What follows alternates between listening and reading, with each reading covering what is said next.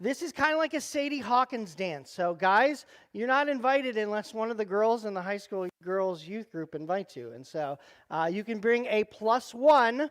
But it doesn't have to be. You can bring a female friend as well. This is kind of like their version of a lock-in. So boys know you're not allowed to stay in the lock-in. You are kicked out after the dance, and then the girls are going to lock in together. So high school girls, yes, I'm saying all that right? Yep, so we kick you out at 10. Yep, you have to stay for the event. And then you have to go home at the end of the event. You can't go home with your date because that's just creepy and we're not going to be the high school. So June 24th, 6 to 9, boys, you are kicked out if you are a +1. 6 to 10 for the girls, but the rest will lock in the rest of the night. So you'll get more information, high school girls, in your small groups. Crew is back. Yes. And we finished the season of The Chosen, so we're going to do something else starting this week. So this would be a good week for you to jump in if you're like, I feel like I'm behind. This would be the week to do it. Chili dog cook-off, June 23rd. I'm pretty sure that's a Friday. It is a Friday. All day, you make chili dogs. So you'll be put in a team and you'll make your own chili. We'll give you some ingredients. You can bring your own special spicy ingredients. We'll put you into teams. We'll have events for you to do while your chili's cooking down. This is not like bringing a can of chili and you're like, done. So it's going to be an all-day event, and then your families will come in the evening, and we will eat them on chili dogs. If you like Skyline chili, you put it on spaghetti, whatever you choose to do.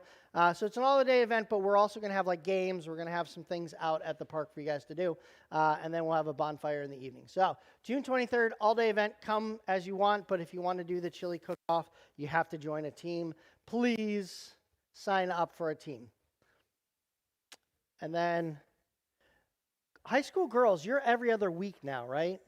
So are you on this week off? I took your slide out because of that. Okay, Memorial Day weekend. Yeah. So, okay, and you'll let your girls know the 12th that's. So I took your slide out just because I didn't know we'll get the dates up there, make it easier. All right, sounds good. So Mondays, your guys' crew's still on the reading through Genesis. Not this week because so all Monday night stuff is canceled because it's Memorial Day weekend. So that's that. That's it. That's it on slides. So go ahead and game me. Give me that first slide. All right. Do you guys do Crocs still? Is it still a thing? Do you put things in them to like your personality? Okay, so some people are like, no, what is this? You can buy things and it like tells you about who you are and your person. Okay. So your Crocs tell a story. You have Crocs? No. All right. So you're a loser. No, just kidding. I do have Crocs. I like them. I wear them in sport mode all the time. So here's the deal. You're going to get into your small groups first, and I personalized some Crocs based on biblical characters, and you're going to tell me which biblical characters. So I need you to break into your small groups first. So, find your small group leaders. Leaders, grab a pen and one of the piece of papers.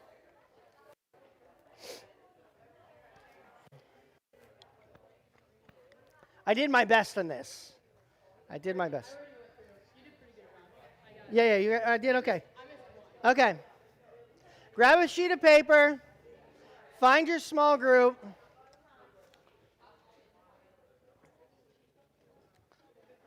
Are you guys high school boys? Are you leading that group? Grab a piece of paper. You're going to need a piece of paper. Oh, you are getting. Thank you for leading.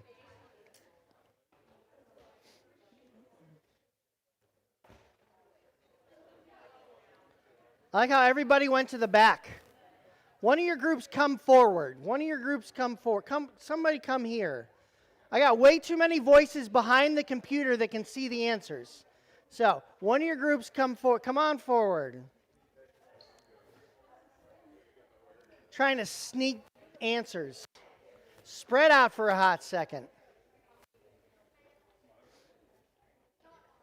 Spread out for a second. You guys are making this way harder than it needs to be. All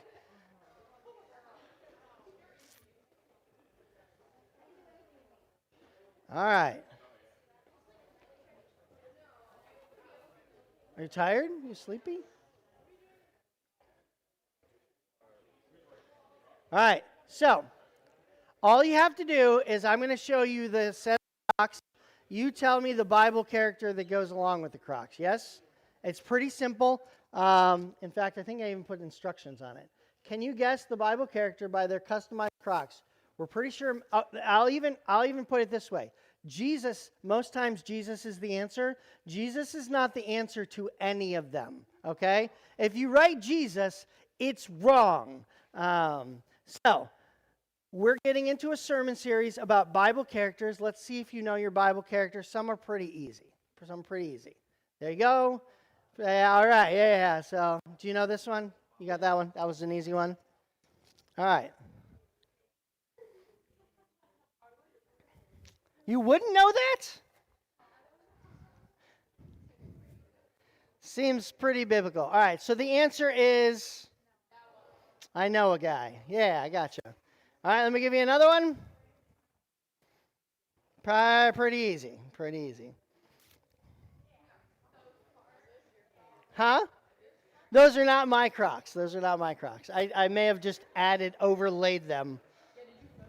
Yeah, pretty much. Thank God for Canva where you can, well, they make it easy in Canva. They erase things and you just kind of slide things on top. It's pretty easy. So you just find the picture of that like Croc plug and then you yeah, super easy. All right, here's the next one. And that was Jonah. If you guys didn't get Jonah, we got a lot of Jesus to talk about if you guys didn't get Jonah. All right, next one. Let's go.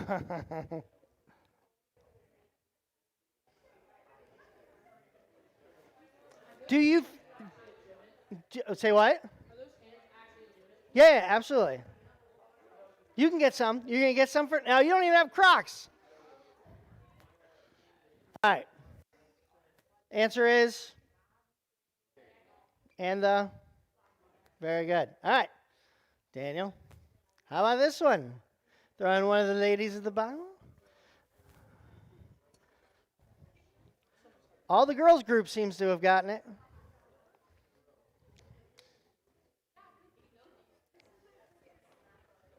You didn't. This is the one you didn't get. All right, you didn't get that one.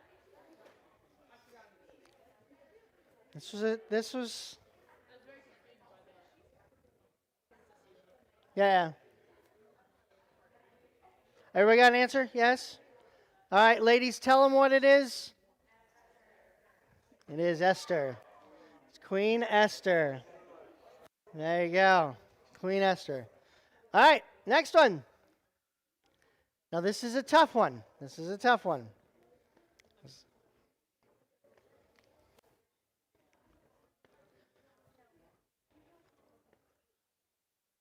This is a tough one.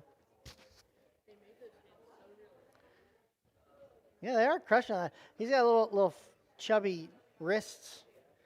I guess mine does that a little bit. Felt like his wrists were somewhat chubby.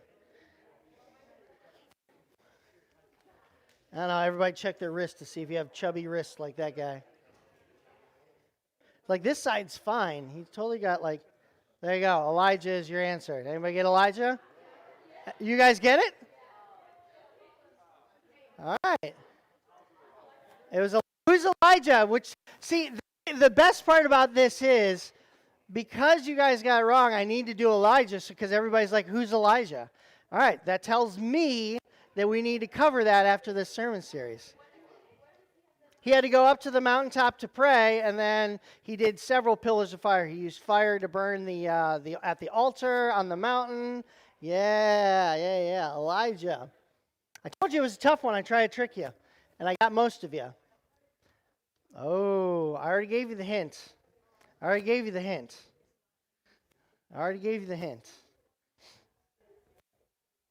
Let's go.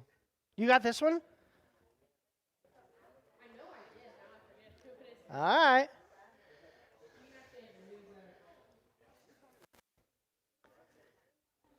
Andrew's thinking about it. He's not sure. Andrew knows. I'm going to open my Mountain Dew and get a little slurp before. All right, we'll give you 10 seconds. 10, 9, 8, 7, 6, 5, 4, 3, 2, 1. Who knows it?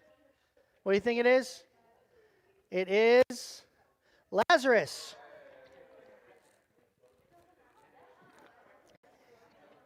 Does anybody have all of them right still?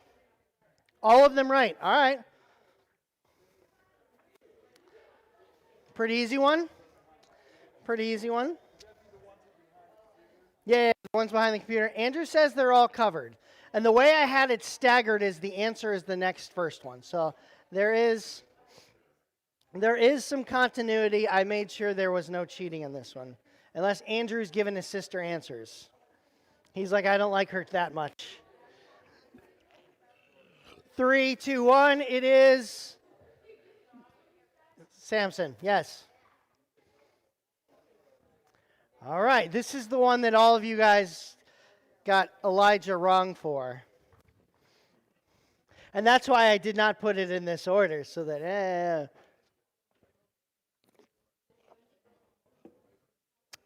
Mountain Dew in the morning. Kind of tastes like battery acid. Not that I've eaten it before. All right. 3, 2, 1. What is it? Yes, very good. Let's go.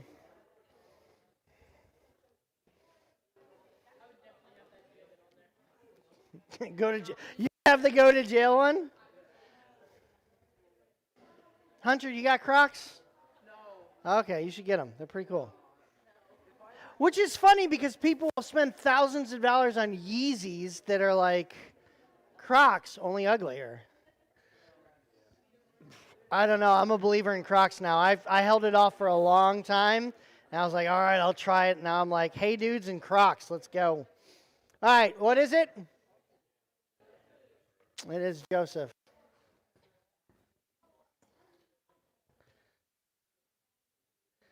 This is a one-person answer. Don't mess it up. It's only a one-person answer.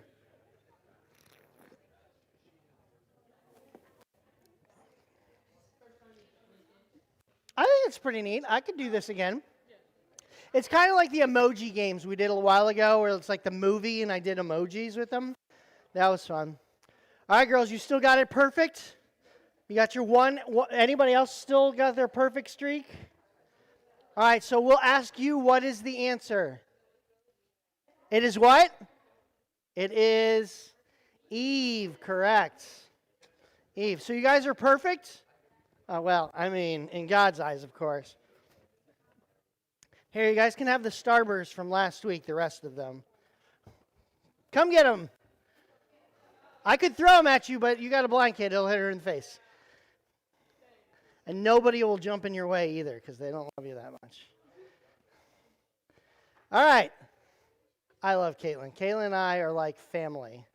So, all right. So that should be the end of them. That is the end of them. You guys can either reshuffle back to your original seats or stay where you're at. It's up to you guys.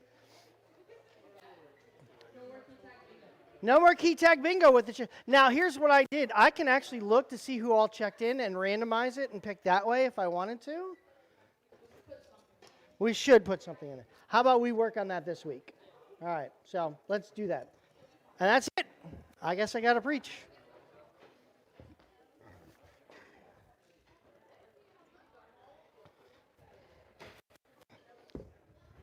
Josh, you can keep that as a souvenir for as long as you shall live. The answers to the quiz. All right, good morning. Normally we would have our praise and worship team up. I know everybody wants to talk now. Shh, bring it back. Normally we have our praise and worship team up here. We are still in the hiring process.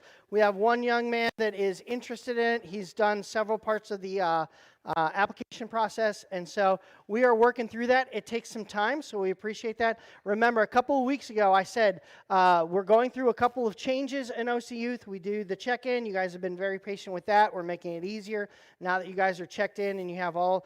Maya had her issue with it this morning, and we got her all figured out, and so we are trying to make things easier for you guys to check in. We're going to start checking in during our cruise just to know who's on campus. If you get hurt, we know immediately who to contact for your emergency contact. praise and worship leader, we find that that is valuable and extremely important. And so we're working on that. We would rather have somebody good come in the position and not have it for a couple weeks than just to throw random people up here, because it's important for you guys to make connection with the people who are leading you. And so that is why we have, and it's a little different than normal. So if you're new with us, normally we would have praise and worship time. We have a student band. They're ready to go. We have a tech team.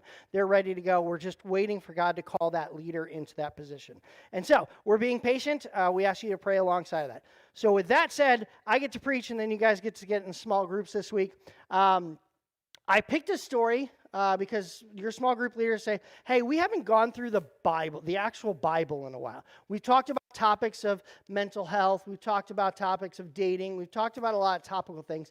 But there's something about opening the Bible that is important. And my first slide I actually put up there because who cares what happens to a bunch of people a long time ago? Whether you're talking about who's good at like American history, any history, who likes history? Where are my history buffs? You like some Civil Wars, things like that. Who hates history? And you're like, I could care less. Okay, a lot of hands went up really fast for some reason. Here's the reason why it's important for us to open the Bible, because it truly is important. God thinks history is important, and history does repeat itself, especially for people who don't heed what happens in history. We as human beings do the same stupid things over and over again. You ask any of the small group leaders back there, and they've got a story or they know somebody that did the same dumb things and cool things you guys are doing. You guys just find new ways to do it. Does that make sense? Like, I did stupid stuff on computers, but for me, computers loaded like it took an hour for a picture to come up on the internet. Like it was so slow because it was dial-up. You guys now instantly have access to it in your pocket. And so for us, we just had to do dumb things while that picture loaded up on the internet. So, we would go jump off of things. And life was a little bit different, but we did the same stupid sins. We just did them a little bit differently than you did. But that doesn't mean it's not important for us to understand what happens when we do that sin. Does that make sense? So let me give you an example. This week, or a couple weeks ago, I love being a dad. It's one of the greatest pleasures that I have in my life, being a dad. And I totally am slow rolling punishing my children. Do your parents like drag out your punishments? And you're like, this seems like it's going forever? So Delaney, our middle child, she's 5 right now. She does chores and she gets money. I assume some of you guys get chores and get money, right? That's how you make money. Some of you are so you don't do chores. I get it. I understand you're lazy. I understand. That's totally cool. I'm joking. But in our house, they have like Saturday chores, and then they have their daily chores: feeding the dogs, cleaning, making their beds. I mean, simple stuff. We're not talking rocket scientist stuff here. Like, it's just a couple of chores that just gets them in the habit of doing chores. Eventually, it'll be mowing grass and things like that. Delaney has her chores, and she gets a couple of dollars every week for doing her little chores. And when Daddy has a migraine, they go to the microwave and heat up my hot pack, and I give them 50 cents. Why? Because it helps me, and I don't have to get off the couch when I have a migraine. It's great, and they're like, I'll do it, 50 cents, I'll do it. And, they could care less that I'm dying on the couch. They just want my money. But they do it. They help me out. They earn money. Delaney, anybody like yard sailing? Where are my yard sale people? Like, you totally like other people's junk. It's awesome. Anyway, we go yard sailing, and Delaney likes to look and play with things and stuff. But the problem is she kept taking her little purse bag and sticking it on the ground and playing with something, or she'd go through a box of baby doll clothes, and so she would stick her wallet on the ground and then totally forget about it. Has anybody lost your wallet before? Has anybody lost your cell phone before? How does that feel in the moment that you realize it's gone? Like total panic, because your life is in there, right? For those of you with the cell phone, there's a lot of stuff. There's probably a lot of stupid stuff in your cell phone that you want nobody to see too. That's also in the back of your mind. You're like, and then you're like, oh, thank God for privacy locks. That's amazing. But she kept putting her purse down. Her money was important to get, but to maintain and care for it was an issue for her. She had a problem leaving her money. And so finally, after the 3rd time she did it, I just took it. She wasn't looking. Dad snagged it. I'm like, let's teach this kid a lesson. So I snagged her wallet, stuck it in her pocket, in my pocket, and we just rested the day. We went shopping, and finally she got to a place where she's like, I want these baby clothes. And I'm like, okay, babe, grab your wallet. And she's like, I don't know where it's at. And so we totally, like, I know where it's at. It's in my pocket. And I'm like, let's play this off. And so we talked to her about, like, losing your money and stuff like that, because it could have been somebody else that took it, or she could have just walked away with it if Daddy wasn't paying attention. And so yesterday we went shopping, and we were out to Kohl's, and she finally had earned $2, and she had it in her fist. And she's like, well, I've got money. And we told her she needed to buy a new wallet. That was the next thing she needed to do.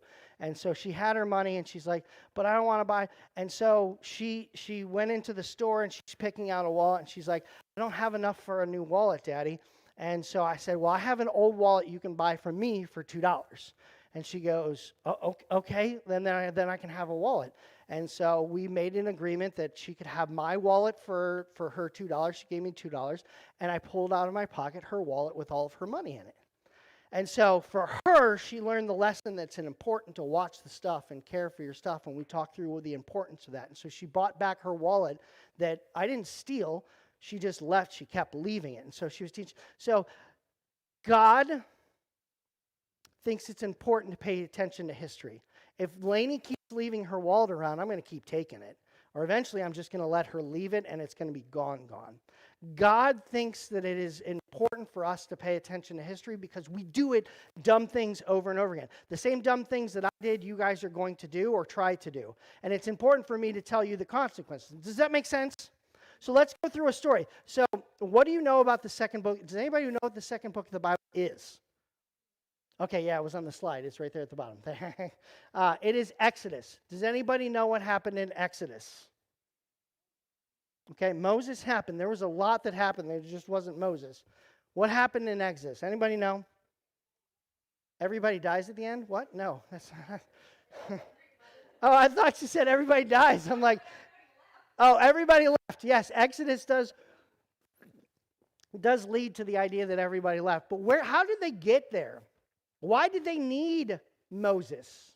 Does anybody, the first four books or first chapters of this book, why did they need Moses? What history are they supposed to learn? Egyptians. How did that happen? Huh? They were stupid, right? No, this time they weren't. Well, they kind of were, but they weren't. This time they weren't. What had just happened in the Bible that led Egypt or the Israelites to Egypt? Does anybody know what just happened? Family, but what family? Yeah, Lucas. Yeah, we'll get you.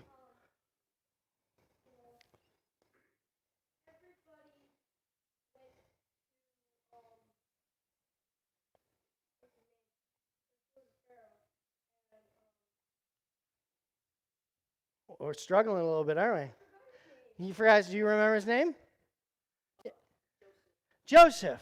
So you guys remember the story of Joseph in the text? What did he just finish doing?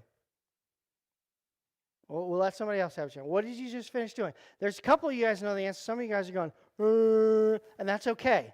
That's why we need to talk about it. It's important for you to understand this story because the reason why Jesus sat at the Passover meal and why we celebrate communion started right here.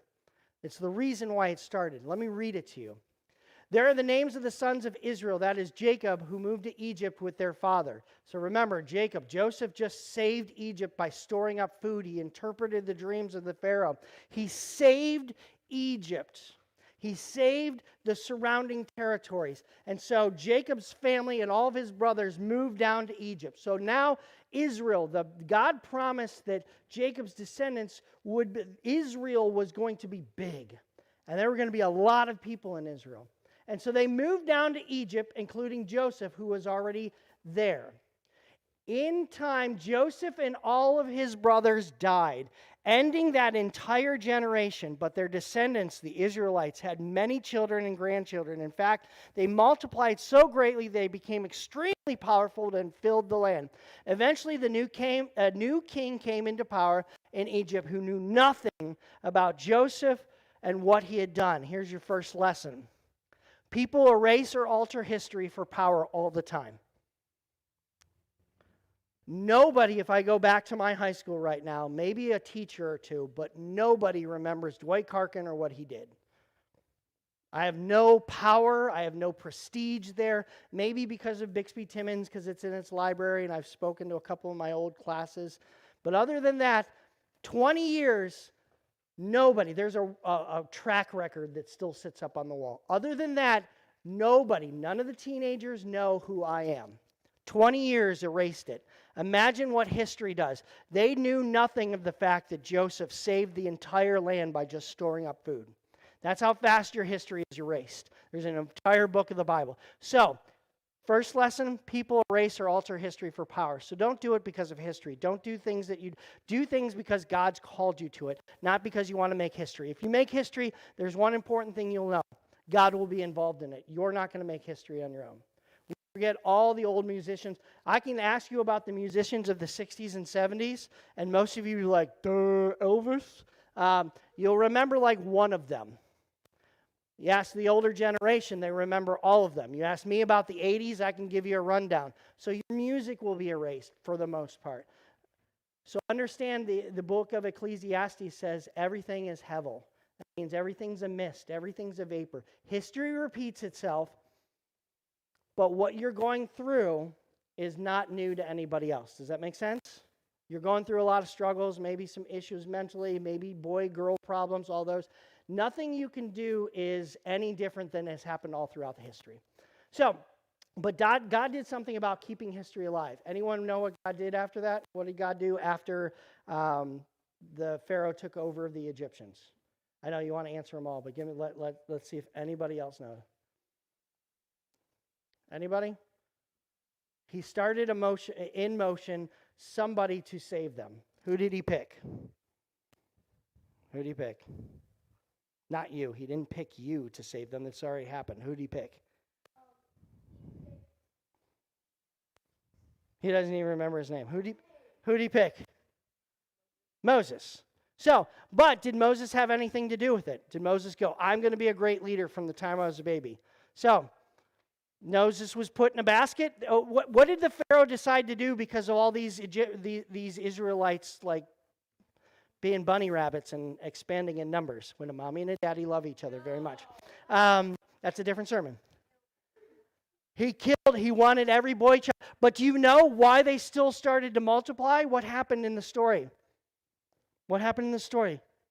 Everybody's struggling. If this is Exodus 1 through 4, I encourage you to go read it because it's important to understand history. They said, kill all the boy childs. All you girls got to live. Equal rights. Didn't happen back then. Why did they kill all the boy childs? Because they can make more boy childs. There you go. So what happened? Sorry, I lost my train of thought for a second. God did something about keeping history alive. He had Moses, so they're going to kill all the boy childs. But why didn't all the boy childs die? Why was Moses allowed to let live?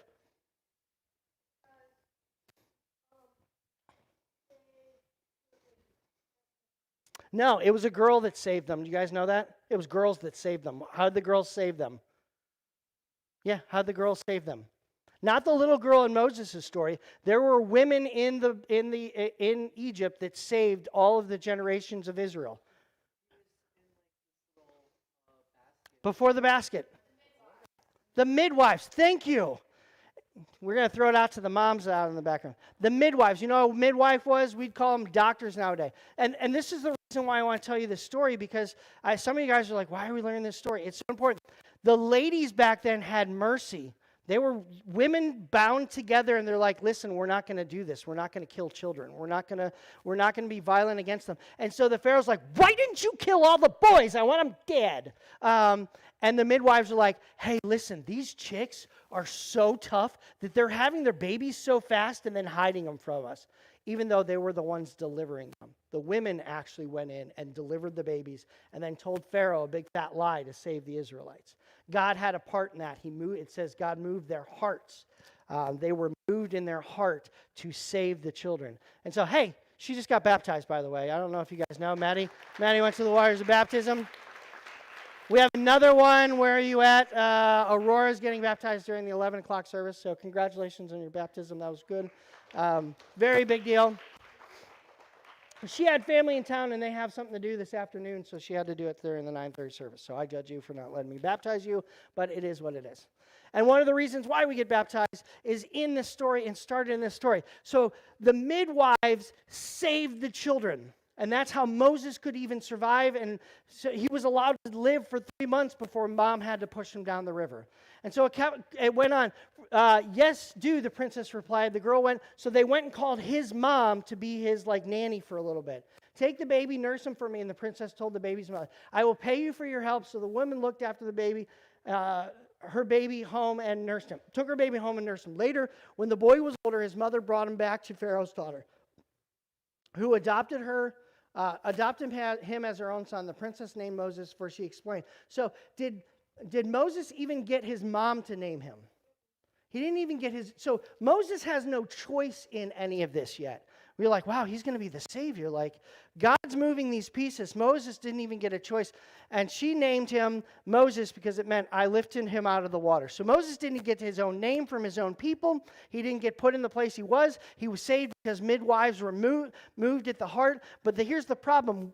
History is still repeating itself. We still come, we're in a society where babies' lives, we're trying to debate when a baby's life starts, and history is repeating itself. That is why this is important. And so let me keep going real quick. Many years later, Moses has grown up. He went out to visit his own people. He didn't even go see his own heritage. He was separated from, some of you guys have never been on a mission trip where you've actually seen real poverty. You've seen real struggle. You've seen real issues. You've never seen a third world country. We assume that poor is just like, Hagerstown or something like that. We assume poor is this certain level of people when we don't even so Moses finally got to see poor. Many years later, he didn't know what his mom and his sisters were living in. Many years later, when Moses had grown up, he went out to visit his own people, the Hebrews, and he saw how hard they had to work. During his visit, he saw an Egyptian beating one of his fellow Hebrews. After looking in all directions and making sure no one was watching, Moses killed the Egyptian and hid the body in the sand. First and foremost, before I get to that second lesson, Moses wasn't even engaged with his own people, but he had a heart after the fact that, he made a decision to do something wrong in that. He wasn't doing it because of God.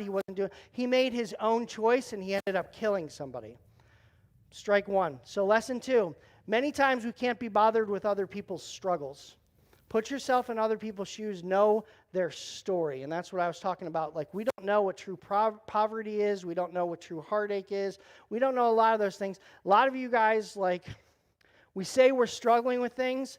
A lot of people are struggling with big things. And we have to get into their world, and we have to become friends with them, and we have to walk along. So Moses was struggling with the fact that people shouldn't be treated that way. Pharaoh, the women saved the baby. Moses is struggling with the people, but he doesn't do anything about it except for in that one instance. And then what does he do? What happens next? He ran away. And why did he run away? Because he was afraid that he didn't run to his Pharaoh king and say, hey, listen, I killed somebody, I'm sorry. Why did he run away?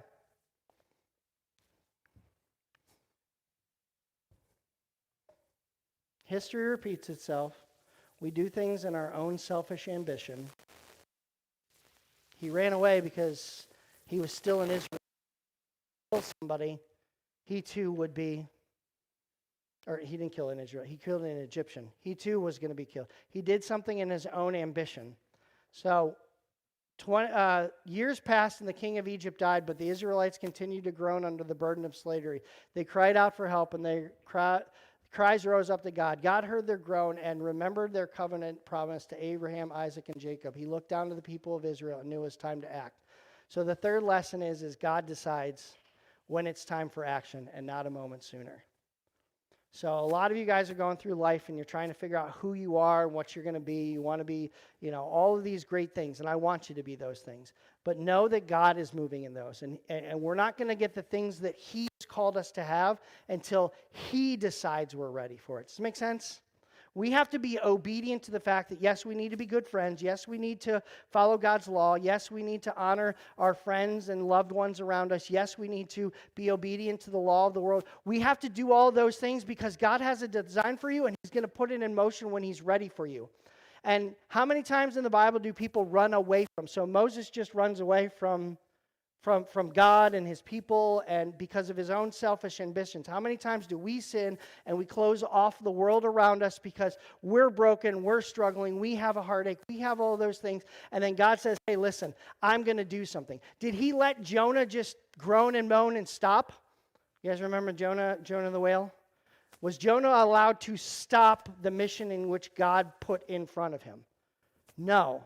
When God dictates something's going to get done and you're going to do it, you can run and you can be frustrated and you can angry, you can about it, you can be all of those things, but the problem is when God dictates something's going to happen, He's going to use you, it's going to happen. So stop fighting it. And so Moses goes into the land, he finds his wife, he lives a good life, and then all of a sudden God basically says, Moses, you're going to do what I tell you to do. And does anybody know what happens next in the conversation of the burning bush? What happens next? This is the burning bush section. Anybody remember that section? What did Moses do when God said, "Hey, I need you to go do this"?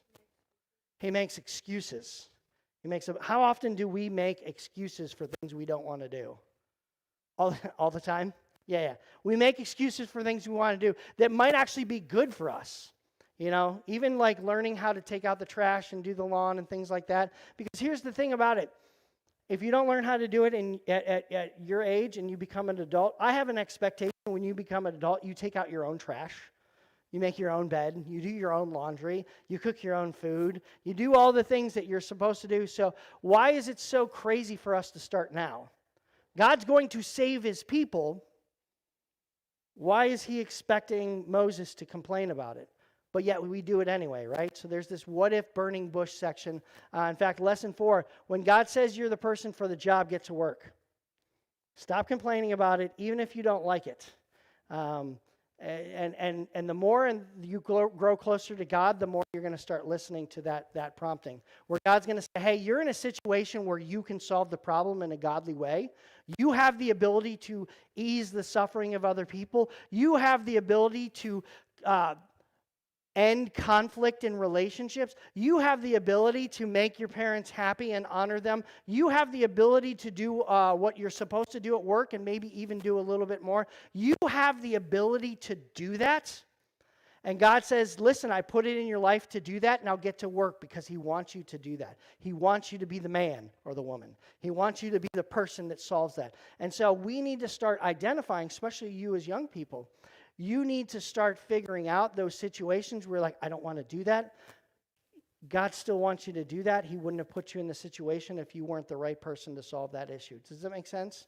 And so those are going to, the more you do it, the more you solve the issue, the more you show care, the more you show love, the more you honor God, the more you do that, the more God's going to give you. So if you want responsibility, you want more responsibility, more money, more all of those things, you want to move up the corporate ladder. You want to be a friend that people come to because you have the answers. You need to do it even if it seems uncomfortable in that time because God adds more and more and more as you do the right thing and you honor God in that. Does that make sense?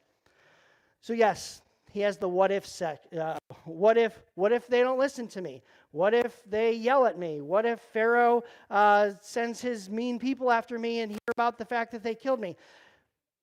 God kept giving him answers. I'll take care of you. I'll take care of you. I'll take care of you. In fact, He has a whole list of what ifs. What if they don't listen to me? What if they make fun of me? What if I'm the wrong guy? What if? And then it says God got angry.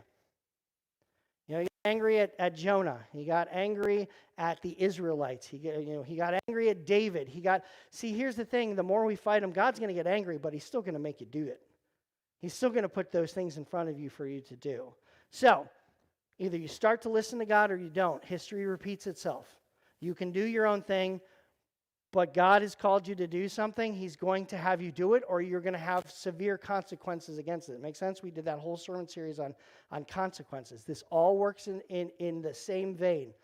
God is going to have you do it. And last but not least, The last lesson in that whole section, I encourage you to read chapters 1 through 4 because it is one of the most vital chapters in the Bible. It's how it all gets started, why Jesus came down from this earth, and he did it the way he did it through the cross, through Holy Communion, through all of these things that we do in the church. It all got started a lot with Moses and the fact that God's going to send and save his people.